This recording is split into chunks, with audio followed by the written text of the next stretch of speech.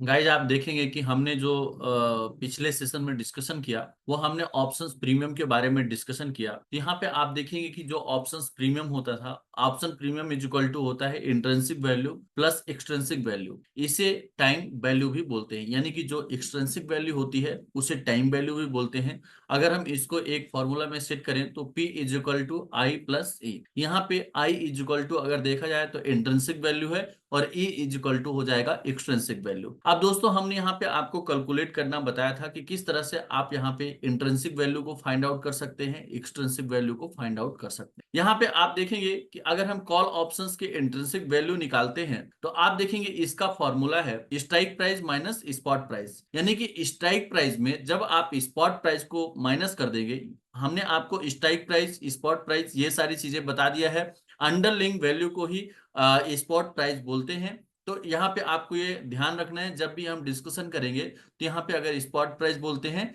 या underlying assets value बोलते हैं तो आपको अपने दिमाग में ये रखना है कि जो इंडेक्स की करंट मार्केट प्राइस चल रही होती है उसी को स्पॉट प्राइस या अंडरलिंग एसेट्स वैल्यू बोलते हैं। अब आप देखेंगे अगर कॉल ऑप्शंस की इंट्रिंसिक वैल्यू आप निकालते हैं तो यहाँ पे आपको स्ट्राइक प्राइस में स्पॉट प्राइस को माइनस करने पे ये क्या आ जाएगा, इंट्रिंसिक वैल्यू आ जाएगी। अब दोस्तों अगर यहाँ पे आपको मान लीजिए कि प्रीमियम है 30 रुपए, इस फार्मूले में हम सेट कर देते हैं प्रीमियम है 30 रुपए और आपको यहाँ पे पता चल जाता है इंट्रिंसिक वैल्यू, यहाँ पे इंट्रिंसिक वैल्यू है 20 रुपए और ये हो गया एक्सट्रिंसिक वैल्यू। तो यानी कि अगर आपको ये दो चीज पता चल गया, प्रीमियम आपको पता है, इंट्रिंसिक वैल्यू पता है, तो यहाँ पे आप एक्सट्रिंसिक वैल्यू निकालने के लिए क्या करेंगे, 30 - 20 कर देंगे तो ये क्या हो जाएगा, E इज इक्वल टू 10। यानी कि यहाँ पे आपकी टाइम की वैल्यू निकल आएगी या एक्सट्रिंसिक वैल्यू निकल आएगी। फिर आप यहाँ पे सेम एज समझे, अगर आपको टाइम की वैल्यू पता है और प्रीमियम पता है तो वहां पे आप क्या कर सकते हैं, यहाँ पे इंट्रिंसिक वैल्यू निकाल सकते हैं। तो इस फार्मूले का यूज करके आप ऑप्शंस के प्राइस को कैलकुलेट कर सकते हैं, वहां पे इंट्रिंसिक वैल्यू कितनी है, एक्सट्रिंसिक वैल्यू कितनी है, टाइम की वैल्यू कितनी है। इसी तरह से पुट ऑप्शंस की अगर इंट्रिंसिक वैल्यू आप निकालना चाहते हैं तो यहाँ पे देखिए थोड़ा सा चेंज हो रहा है। हम यहाँ पे कॉल ऑप्शंस की इंट्रिंसिक वैल्यू निकाल रहे थे तो यहाँ पे क्या कर रहे थे, स्ट्राइक प्राइस में स्पॉट प्राइस को माइनस कर रहे थे।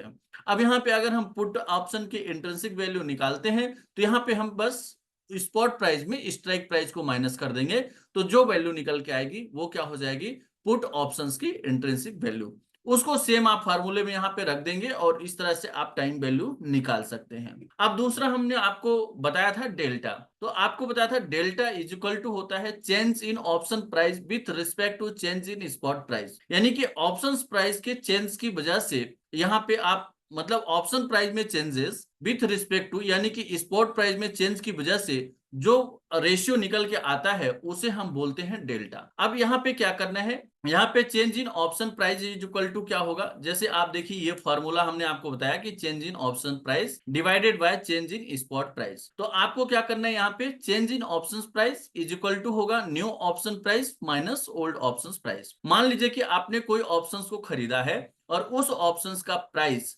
फॉर एग्जाम्पल आप लीजिए 24,700 मान लीजिए स्पॉट प्राइस है, 24,700 स्ट्राइक प्राइस का कोई आपने कॉल ऑप्शंस खरीदा जिसकी वैल्यू 50 रुपए है। अब मान लीजिए कि ये जो स्पॉट प्राइस 24,700 है ये बढ़ के 24,750 हो गया, तो यहाँ पे अब ये जो इसका प्रीमियम है वो बढ़ के 70 रुपए हो गया। तो यहाँ पे मान लीजिए प्रीमियम बढ़ के 70 रुपए हो गया और ये जो स्पॉट प्राइस है ये 24,700 से बढ़ के 24,750 हो गया।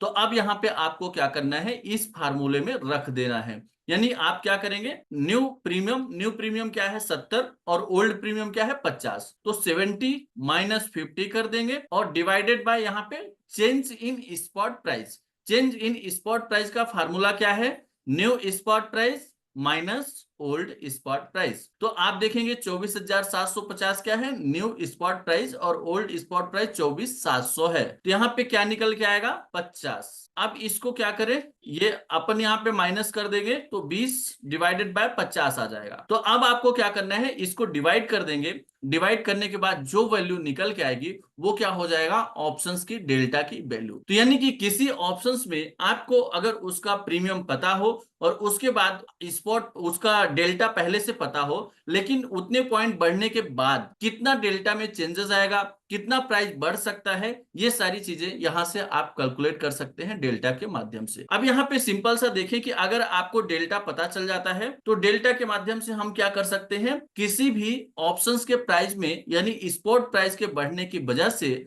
उस ऑप्शंस के प्राइस में कितना मूवमेंट आएगा वो हम डेल्टा के माध्यम से पता कर सकते हैं। मान लीजिए कि डेल्टा की वैल्यू 0.7 निकल के आती है, तो अगर स्पॉट प्राइस में 100 पॉइंट का मूवमेंट आ रहा है तो वहां पे हमें पता चल जाएगा कि ऑप्शंस का जो प्रीमियम है उसमें 70 पॉइंट का मूवमेंट आएगा। यानी कि हम क्या करते हैं, फार्मूला इसका क्या हो सकता है, यहाँ पे आप देखेंगे कि delta multiply change in spot price. Change in spot price कितना हुआ, 100 पॉइंट अगर चेंज हुआ तो ये इसका प्रीमियम कितना हो गया, 70 पॉइंट बढ़ जाएगा। इसी तरह से मान लीजिए कि डेल्टा की वैल्यू यहाँ पे 0.5 है और निफ्टी का जो स्पॉट प्राइस है वो 100 पॉइंट बढ़ता है, तो उस कंडीशंस में ऑप्शंस के प्रीमियम में कितना मूवमेंट आएगा, 50 पॉइंट का। इसी तरह से 0.3 है तो फिर उस कंडीशंस में 100 पॉइंट बढ़ने पे केवल 30 पॉइंट के प्रीमियम में मूवमेंट आएगा। यानी आपको ये ध्यान रखना है, जो हमने फार्मूला बताया था यहाँ पे आप थोड़ा सा ध्यान से देखिएगा। ये आप यहाँ पे देख सकते हैं, कल हमने आपको बताया था कि जो आउट ऑफ मनी होता है वहां पे डेल्टा की वैल्यू क्या होती है, 0 होती है, लेकिन जैसे वो एट द मनी पे जाता है तो एट द मनी पे डेल्टा की वैल्यू 0.5 हो जाती है, और जैसे ही ये धीरे धीरे आगे बढ़ता जाता है और डीप इन द मनी होता जाता है तो उस कंडीशंस में डेल्टा की वैल्यू जो है वो हाई हो जाती है। और जितना ज्यादा हम डीप इन द मनी में जाएंगे, मान लीजिए कि हम डीप इन द मनी में जाते हैं तो उस कंडीशंस में क्या होगा, डेल्टा की वैल्यू 1 हो जाएगी। स्पॉट प्राइस में 1 रुपए चेंज होने की वजह से हमारे प्रीमियम में भी 1 रुपए का चेंजेस आएगा। इसीलिए आपको बोला जाता है कि हमेशा आप कोशिश करें कि इन द मनी ऑप्शंस में ट्रेड करें। अगर आपकी स्ट्रेटजी अच्छी होगी, आपका एनालिसिस परफेक्ट होगा, तो वहां पे आपको अच्छा मूवमेंट मिल जाएगा और आपको वहां पे रिस्क होने के चांसेस कम रहेंगे। तो अगर आपकी स्ट्रेटजी है, क्योंकि कई बार हम आउट ऑफ मनी का खरीद लेते हैं और वहां पे मूवमेंट ही नहीं होता, हम देखते हैं कि हमारा स्पॉट जो प्राइस है वो 50 पॉइंट बढ़ गया, 60 पॉइंट बढ़ गया, 100 पॉइंट बढ़ गया, लेकिन हमारे ऑप्शंस का प्रीमियम तो 10 पॉइंट ही बढ़ा, 15 पॉइंट ही बढ़ा। 15 पॉइंट इसलिए बढ़ता है 100 पॉइंट बढ़ने पे क्योंकि वहां पे डेल्टा की वैल्यू 0.15 होती है। अब जब डेल्टा की वैल्यू 0.15 होगी तो 100 पॉइंट बढ़ने पे निफ्टी में केवल आपको आपके प्रीमियम में केवल 15 पॉइंट का मूवमेंट देखने को मिलेगा। तो आप डेल्टा को जरूर देखिए, डेल्टा बिना देखे आप वहां पे ट्रेड नहीं करें। अगर आपको डेल्टा पता होगा तो आपका कैलकुलेशन अच्छा होगा, क्योंकि ज्यादातर जो ऑप्शंस का कैलकुलेशन होता है वो हम फ्यूचर प्राइस के हिसाब से करते हैं, और अगर हमें उसका डेल्टा पता होगा तो हमारा जो टारगेट है, स्टॉप लॉस है, वो परफेक्ट बैठेगा और हम प्रॉपर प्रॉफिट वहां पे बुक कर पाएंगे। दोस्तों, अगर आप भी ऑप्शन मार्केट के बारे में सीखना चाहते हैं कि डेल्टा को कैसे कैलकुलेट करें, उसके साथ साथ VWAP indicators, put call ratio और RSI इंडिकेटर का यूज़ करके कैसे हम ऑप्शन मार्केट में ट्रेडिंग कर सकते हैं, तो आप हमारे ऑफिशियल नंबर 8269154009 पे संपर्क करके आप हमारे ऑनलाइन क्लासेस को ज्वाइन कर सकते हैं। धन्यवाद, नमस्कार।